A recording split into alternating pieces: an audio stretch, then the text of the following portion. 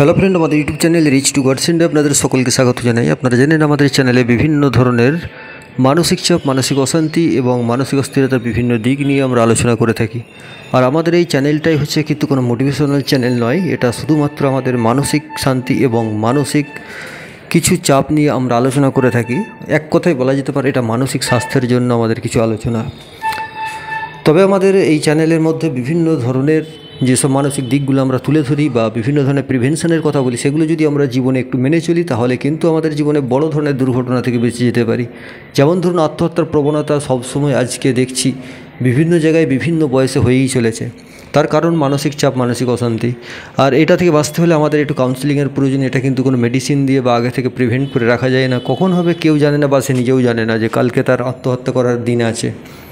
তো যাই হোক, আমাদের দিনটা সকলেরই শুভ হোক। আমরা আজকে আলোচনা করবো একটু অন্য বিষয় নিয়ে, সেটা হচ্ছে ধর্মের কল নাড়ালে কী হয়।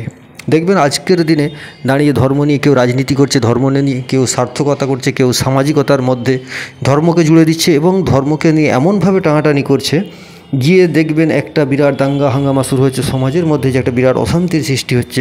তার কারণ কিন্তু এই ধর্মকে নিয়ে টানাটানি।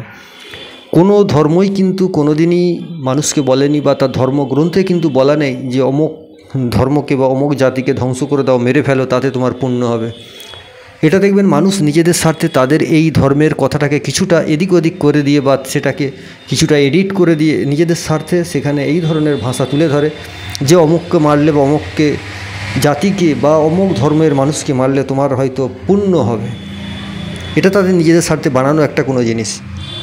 আপনাকে একটা জিনিস ভাবতে হবে, ধর্ম অর্থাৎ যেটাকে সৃষ্টিকর্তা বা উপরওয়ালাকে নিয়ে কাজ।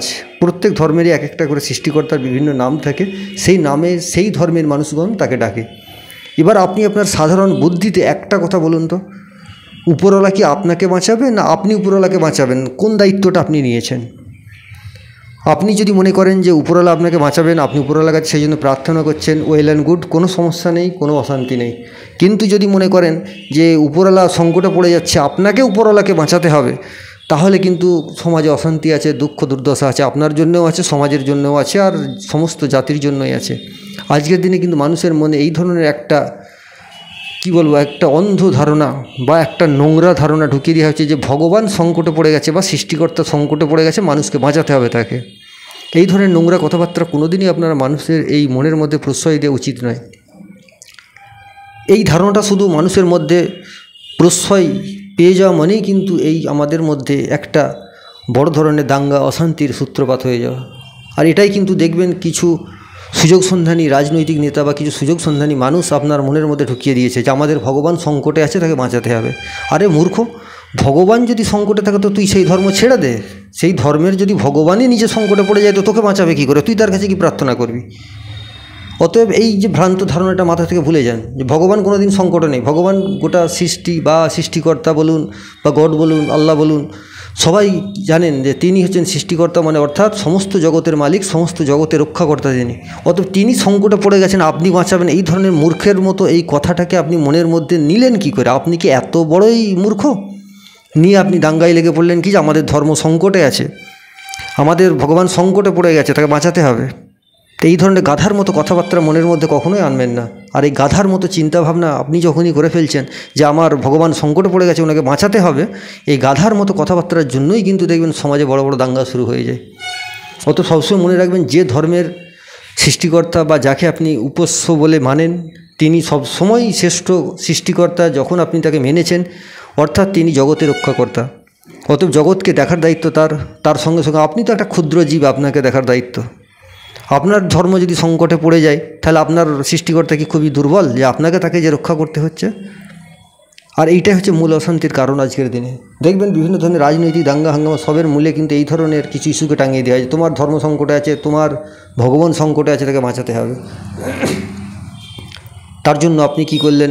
কিছু খুন খারাপি করে ফেললেন, অসামাজিক কাজ করে ফেললেন, কিছু মানুষ হত্যা করে ফেললেন। তাহলে মনে করলেন কি আপনি সুস্থ হয়ে যাবেন বা আপনি ভালোভাবে পুণ্য পেয়ে যাবেন, আপনি স্বর্গলাভ করে ফেলবেন? এটা কোনো দিনই নয়।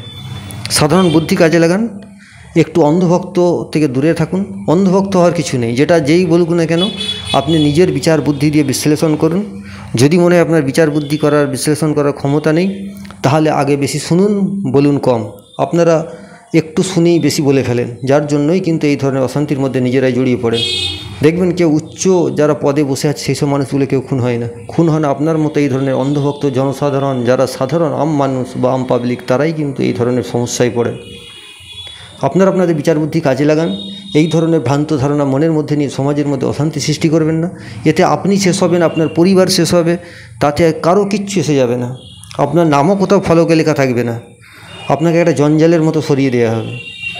আপনার জন্য কিন্তু একদিনও কোনো একটা নীরবতাও তৈরি হবে না। অতএব সুস্থ থাকুন, ভালো থাকুন, সকলকে সুস্থ রাখুন, সুস্থ ভাবনা ভাবুন, তাতে আপনি মানসিক শান্তি পাবেন।